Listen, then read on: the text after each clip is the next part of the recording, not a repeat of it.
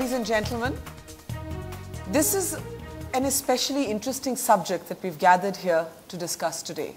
The idea of what a homeland is in the 21st century, as borders are being redrawn in some parts of the world, as borders are collapsing because of globalization in other parts of the world. Some, like Thomas Friedman, have argued that the world is in fact flat. If it is, what does the idea of a home mean? Is the idea of home a geographical entity?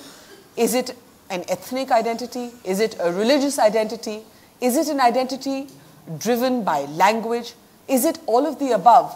Or is it, as Salman Rushdie has so poignantly argued in Imaginary Homelands, a bit of both, but also something drawn from the past, a past that may exist and survive only in our memories?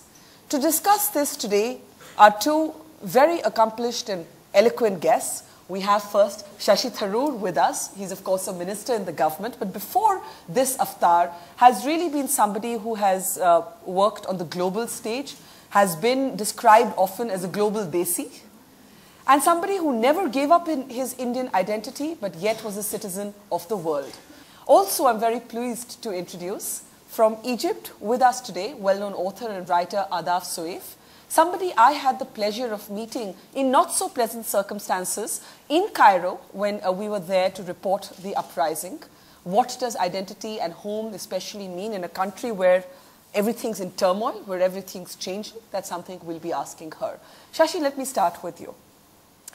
You have the official stamp of the Indian minister. You're a member of the Indian government. You have, of course, never actually given up your Indianness, your Indian identity. Yet, for many, many years, you worked with the United Nations. The world was your stage, as it were. How did you simultaneously consider the world and India both to be your homeland? It was a little easier being a UN official because as a UN official, you're always conscious of which country you come from, where your allegiance. The UN gives you home leave to go back to a home country. And in that sense, I never had any doubts where that was going to be. My situation is actually more complicated by the fact that I actually was born in England and was entitled to a British passport that I never exercised an entitlement to. Why didn't you exercise? Why didn't you because exercise? I always felt, growing up in India was of course a major factor. I moved back to India when I was barely 2.5, went through school and college there before going abroad for graduate studies and then joining the UN. And so in any case, my identity was formed by the experience of growing up in Mumbai, in Calcutta, and in Delhi. So in any case, I had that sense of Indianness inculcated at the right age, as it were. But also, and I've often argued this about expatriates, even those who definitively leave their countries, at some point they look in the mirror and they realize who they really are. And that is something which affects us both positively and negatively.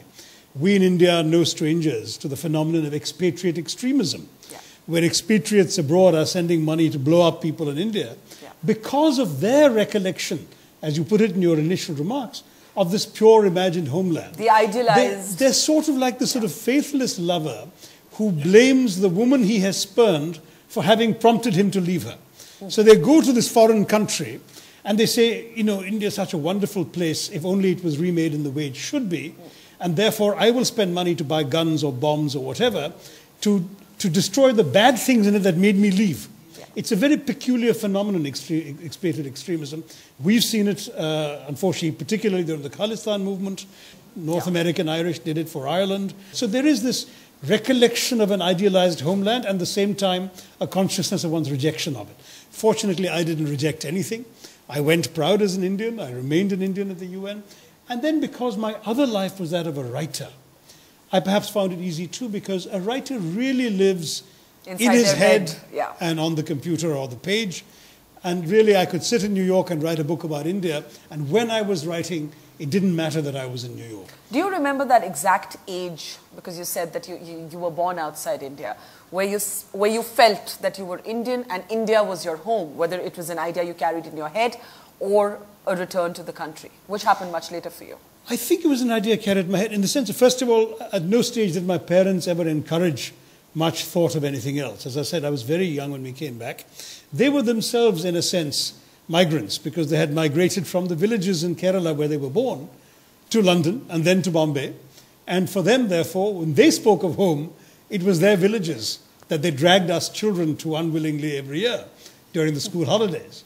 So already, if there was any debate about where home was, it was whether it was in the urban India, in which I had my friendships and my books and my life and my schools, or the rural Kerala, with which they felt their greatest affinity.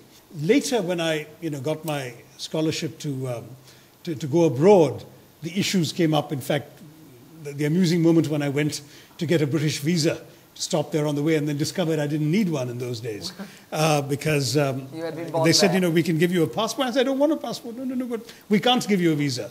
And so I actually entered Britain the first few times without a visa because all they needed was the fact that I was born in the UK. India was always what I related to. Even as I began thinking of what to write about that might endure, it was always about the forces that had made India, nearly unmade it, that might make it in the future. And so I think that sense of allegiance was very strong. And that's what kept me going throughout.